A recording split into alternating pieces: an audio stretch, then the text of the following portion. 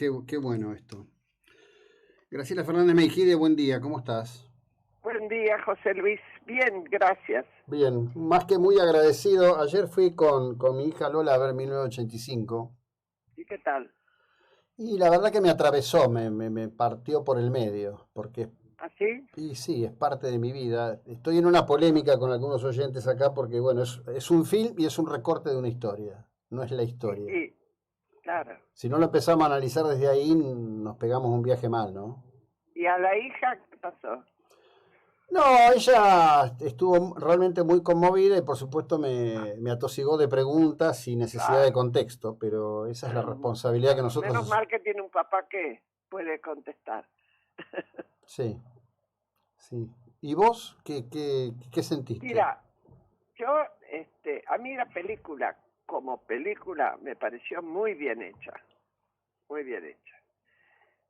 No pude dejar, por razones obvias, Mm, de notar las cosas que faltan y las cosas que están puestas y que no son tal y como fueron puestas. ujú, Pero al mismo tiempo hay que tener dos consideraciones. La primera y básica,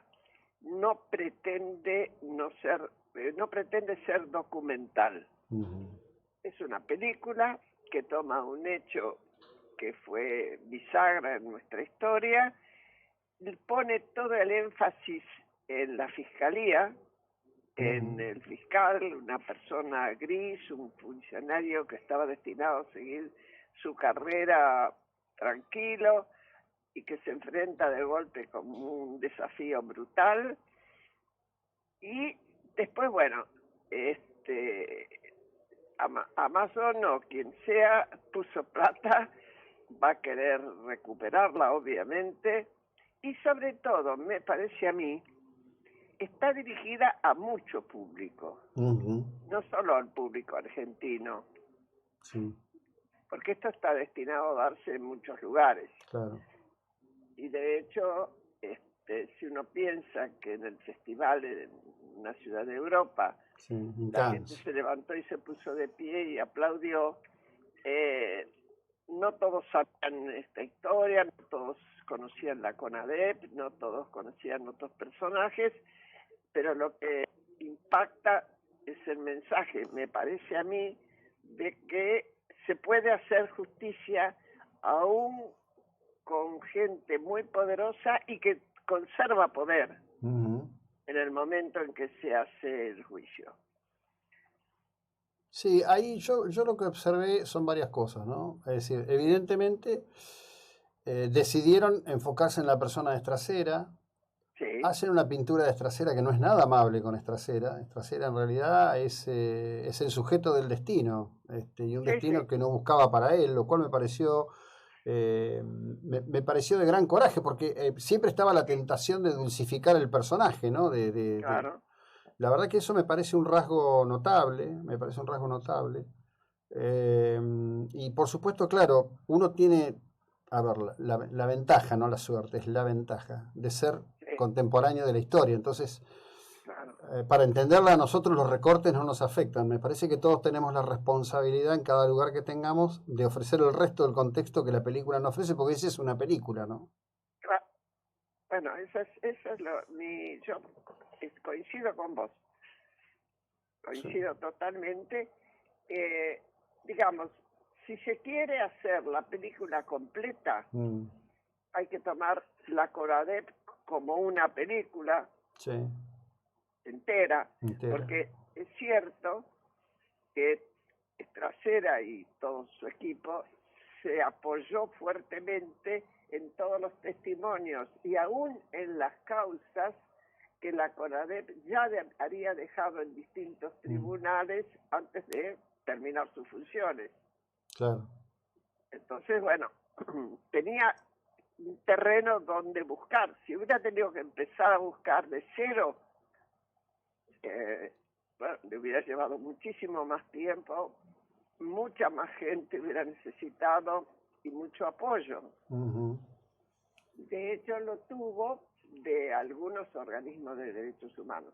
Por lo pronto, de la Asamblea Permanente por los Derechos Humanos tuvo un gran apoyo, ¿no?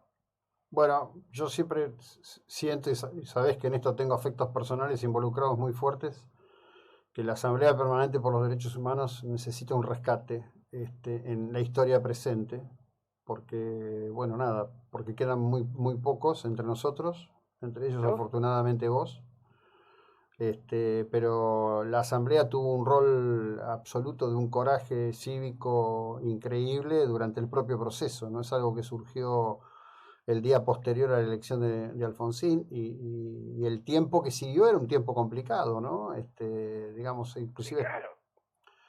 los... Además, la asamblea existía desde antes, porque Ujú, la asamblea se empezó a armar, yo no estaba obviamente, cuando empezaron los hechos de la Triple A. ujú, Y ahí el que estaba porque tenía una vocación, un sentido de misión y una ética, ujú, porque los familiares y que fuimos pocos, fuimos entrando después cuando nos desaparecían nuestros hijos, y claro. éramos muy pocos. En general los que predominaban era gente que no estaba directamente afectada, lo cual lo hacía mucho más valioso, Ujú, porque bueno, tomaban riesgos a los cuales no estaban obligados. Yo estaba obligada a buscar a mi hijo. claro. Sí, Eh, sí, sí. Sí, sí, bueno, ahí digamos, hay toda una suma de cuestiones que tiene que ver con lo personal, que tiene que ver con las convicciones, ¿no? Cómo se fue así es, construyendo así todo es, eso. Y así es. también un estado de las cosas que el juicio contribuyó, que fue a que el conjunto de la sociedad argentina entendiera qué había estado ocurriendo, ¿no? Sí, sí, sí, sí, seguramente, seguramente. Ahora, también es cierto que previo hay que contar que la sociedad argentina, cuando tuvo que votar entre dos opciones, votó por la opción que decía, entre otras cosas, Ujú, ofrecía una república democrática con división de poderes, pero además ofrecía investigación y juicio a los crímenes de claro. Estado. Bueno, es que ahí hay dos puntos de contacto y hay uno que contacta con el presente, es decir, esta vergonzosa conducta del gobierno argentino frente a abstenerse en la votación por la continuidad de la investigación. Sí, Es sí, decir, aquella conducta de Luder de aceptar la autoamnistía militar y esta sí. conducta del gobierno de Fernández de abstenerse en la votación para continuar investigando los delitos de lesa humanidad del gobierno de Venezuela es una conducta que atraviesa el tiempo y une dos puntos de manera clara en una visión de ver la construcción política del poder, de quienes entienden la violencia como instrumento del poder y quienes no entienden la violencia como instrumento de construcción de poder, ¿no? Y además, Luder seguía la línea que habían tenido siempre ante los golpes. Hubo 6 golpes Ujú, militares antes, desde 1930 hasta el 76, y siempre se haría amnistiado después, y hasta fue convalidado por las Cortes Supremas correspondientes. Y Luder seguía esa tradición sí, sí, cuando aceptó la autoamnistía de los militares. sí, sí. Yo creo que ahí Alfonsín supo interpretar que la sociedad no quería más ya militarse del poder. Y juntale otra cosa, juntale, José Luis, Ujú, las Malvinas. ujú, claro. Las Malvinas fueron también uno de esos brutos errores de los militares que nos costaron, por un lado, más vidas de jóvenes y por el otro nos trajo la democracia. Ujú. Sí, nunca lo hablamos vos y yo, pero para mí la democracia argentina es hija de la derrota de Malvinas. Yo también, estoy segura, Sí, no sí. fue hija de una lucha popular, No, no.